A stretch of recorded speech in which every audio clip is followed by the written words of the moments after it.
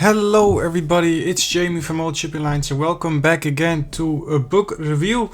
Today it will be part 2 of the book review Atlantic Liners of the Cunard Line from 1848 to the present day. Now, if you haven't seen the first video, what this series basically is I take each chapter of the book and I just talk about what you can expect from it with some amazing pictures in it. So with that out of the way, guys, let's begin. And now then we move on to chapter number 6, and that is the RMS Carpathia. Now, this ship doesn't need an introduction. We all know what ship it is. The lovely Cunard liner, the Carpathia, and also known as the rescue ship of the RMS Titanic.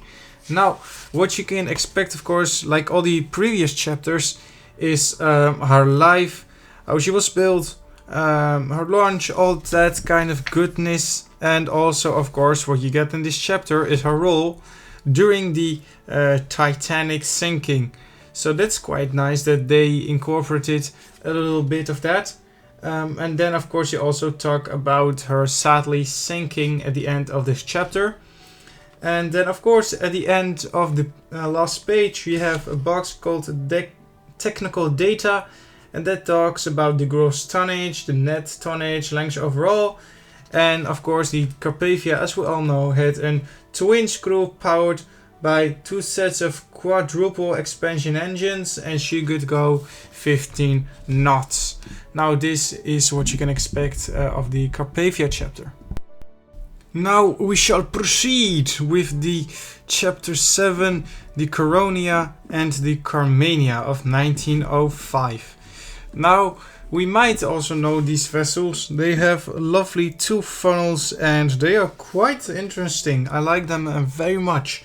Of course, again, you have a little bit of the life, the story, and what you also have, what I personally like very much, is also the story of the Carmania.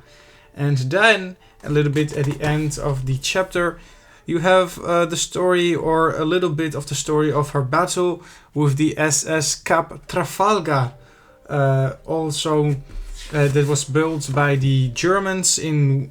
Well, it was a German ship, but during World War I, she was disguised as the Carmania.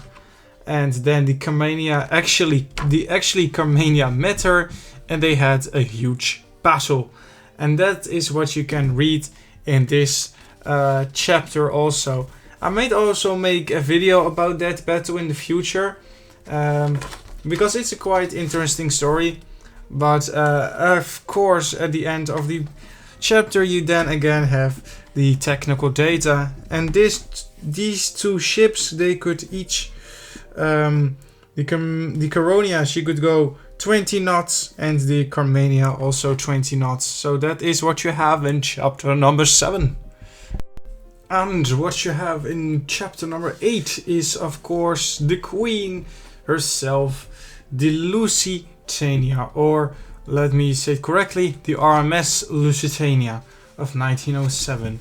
Now again, this ship doesn't really need an introduction. I mean, she was the first of the trio of the new Cunard liners. You read her building. You also have some amazing pictures of her interior, which are quite nice to look at. You have her maiden voyage, of course, and the rest of her voyages, and of course the sinking of the liner as well. Now, this chapter has quite some pages, so it's quite a busy read. So you won't get bored very fast. So. And of course, again, you have the technical data box at the end, and that is that the Lusitania, of course, could go 26 knots. So she was, of course, a fast lady. So that is what you get in chapter... Oh wow, I forgot it already. Chapter number 8. And now we shall continue to chapter number 9, and that is the RMS Martinia of 1907. Now, as we all know, this was the second of the new Cunard trio, but that doesn't mean that she is uglier or less amazing. What we can see here, of course, and again in the previous chapters, is her building, her life, and her maiden voyage. And if I can say something personal of my favorites, if I should choose between the Cunard trio, I would choose the RMS Aquitania.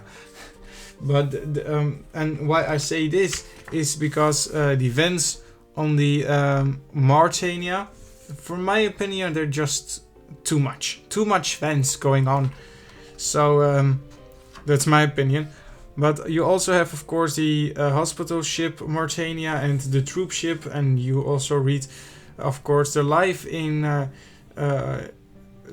the life of her in her hospital ship form and her troop ship form.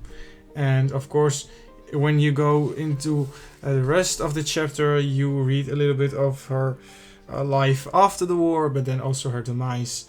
And what I mean by that is her scrapping. So the technical data, of course, you also have at the end of the chapter, and she could go 26.57 knots. So a little bit faster than the Lusitania, but this is what you get in chapter 9. And now we move on to chapter number 10, and that is called the A class of 1911. And these were 3 ships, the Ascania, the Ausonia, and the Albania. I could only find pictures of the Ascania, so I will show them to you. But Ausonia and the Albania, they were pretty much the same. So that is quite nice to see. And they had 2 funnels, and they have, of course, the life they're building, like all the other chapters in the book. And it has in total 1, 2, 3 chapters to read.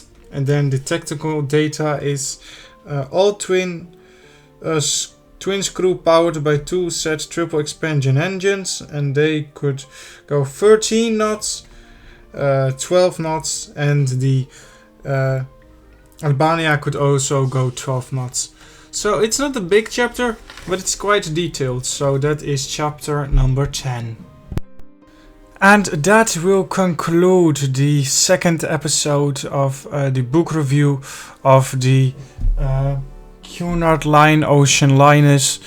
It's a shorter video than normal, and that's I didn't want to bore you, so but I still hope you enjoyed this video. If you have friends or ocean liner enthusiasts, please show them my channel. We are trying now to reach the 300 subs, and I know that we can do it together. And also, of course, a big thank you for all the new subscribers who have already subscribed.